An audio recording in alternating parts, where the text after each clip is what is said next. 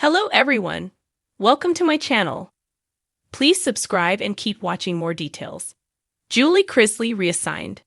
Prison for inmates with medical needs. Julie Chrisley was originally assigned to report to a federal prison for female inmates that was just hours away from where her husband Todd would be. It, however, has been reported that she was reassigned to report to the Federal Medical Center, Lexington, FMC Lexington, in Kentucky. This particular facility is for both male and female inmates. The facility, however, stipulates it is for inmates who require medical or mental health care. Naturally, learning that Julie Chrisley has been reassigned to a federal prison intended for inmates with medical and mental needs has all sorts of questions coming up within the fanbase. Is something wrong with Julie Chrisley? Does she have a mental or physical need to be at this facility? Why did she get moved so far away from Todd?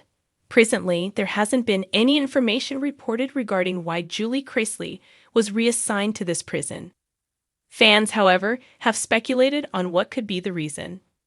Does Julie Chrisley have medical or mental health care needs? As Chrisley knows best, fans know, Julie Chrisley was diagnosed with breast cancer back in 2012.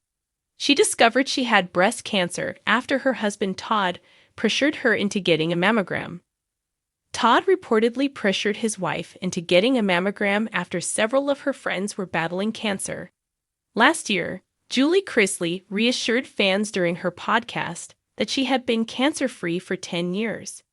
Given her history with breast cancer, however, some fans are speculating this could be the reason why she was reassigned to Federal Medical Center, Lexington, FMC Lexington, in Kentucky.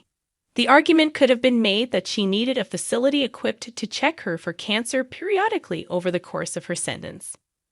Likewise, there is also the possibility that she has some other health issue or mental issue that fans just know nothing about. After all, Nanny Faye was diagnosed with bladder cancer in the fall of 2021. Fans did not find out about the cancer until 2022. And fans only found out about the cancer because of the court trial. Todd explained that his mother simply didn't want people to know. So, the family does have a history of being secretive about medical issues.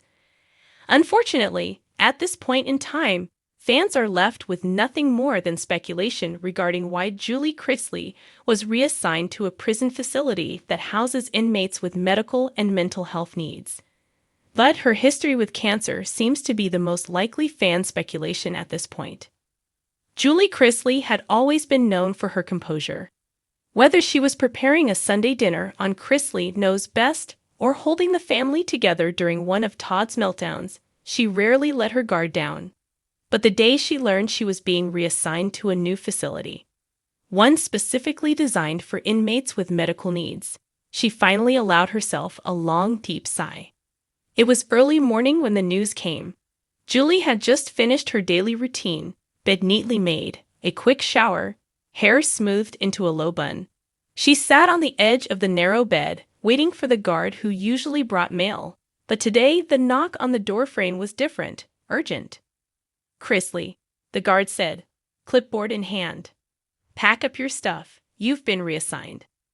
Julie blinked, heart pounding. "Reassigned?" she asked softly. The guard nodded. "Medical transfer. You're going to the FMC. FMC, Federal Medical Center." The words felt heavy, final, and strangely relieving all at once. Julie had been quietly struggling with her health for months. She had submitted requests for medical attention, and although the prison staff had done what they could, the resources were limited. Now, she would be heading to a place where care wasn't just available, it was the focus. Still, she couldn't ignore the emotional weight. Moving meant starting over again. New faces, new routines, a new layer of vulnerability. On the day of her transfer, Julie was loaded onto a transport bus under the gray Florida sky.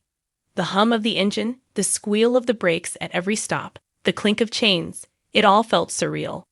She stared out the small window as the countryside rolled by, thinking of Todd in Pensacola. He was only a few hours away, but emotionally, it felt like a different world. Knowing she was in a medical facility? Would the kids panic, thinking something was seriously wrong? Julie knew Savannah, Her fierce and determined daughter would demand answers. "Mom, why didn't you tell us sooner?" Savannah's voice echoed in her mind. Julie could almost hear the edge of frustration laced with love. "Because I didn't want you to worry," Julie thought. "Because I needed to be strong for all of you." When she arrived, the difference was noticeable immediately. The facility was quieter, calmer, more orderly.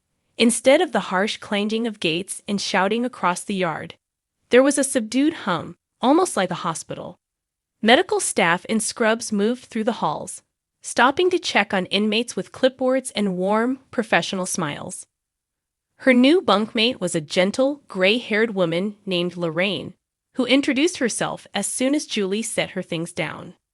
"Heart trouble," Lorraine said matter-of-factly when Julie asked why she was there. "But they take good care of us. You'll see." Julie felt a mix of relief and guilt. Relief that she wouldn't have to fight so hard for basic care, guilt that she was being given something that other inmates, women she had come to know and even befriend, would never get. Days passed, and Julie slowly settled into the rhythm of life at the Evans-C. She was scheduled for checkups, lab work, and consultations with specialists. It was strange, but for the first time since she had surrendered, she felt like someone was truly looking out for her physical well-being. At night, though, the ache of missing her family hit harder than ever. She would lie awake thinking about what Todd might be doing at that exact moment. Maybe joking with other inmates, maybe reading his Bible under the dim light.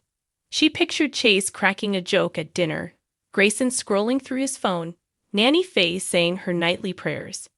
One evening, after a particularly long day of appointments, Julie sat at a small table in the common area, writing a letter to Todd. "Dear Todd," she began, her neat handwriting filling the page. "I know this move will come as a surprise, but I want you to know I'm okay. This place is different. Quieter, more focused on helping us heal. I'm learning to accept that I need to be taken care of sometimes, and that's hard for me. I think about you every day and pray we will both come through this stronger." She signed it with a small heart, folded the paper, and sealed it in an envelope. It was the only way to keep their connection alive across the miles. As the weeks passed, Julie began to see her reassignment as a gift rather than a punishment. She formed bonds with other women facing medical challenges, women who shared stories of survival, resilience, and quiet hope. One had survived cancer behind bars. Another was awaiting surgery that might save her mobility. These women reminded Julie of the importance of faith, patience, and perspective. If they could find grace in their circumstances, so could she. She even began attending a small faith-based support group held in the chapel once a week. Sitting in a circle, holding hands with women who were strangers only days before, Julie rediscovered something she thought she'd lost: a sense of purpose. Sometimes, she shared one evening, "We don't understand why God allows us to walk through certain seasons, but I think maybe He's allowing me to be here so I can see the bigger picture. So I can slow down, reflect, and maybe even be a light for someone else in this place." Heads nodded around the circle. Someone squeezed her hand. Julie's reassignment had initially felt like another layer of punishment, another twist in a journey she hadn't chosen. But in time, she began to see it differently. She was being given a chance to focus on her health, her spirit, and her healing. She still longed for the day she could go home, wrap her arms around her children, and sit beside Todd without a guard in sight. But until then, she was learning to make peace with her new reality.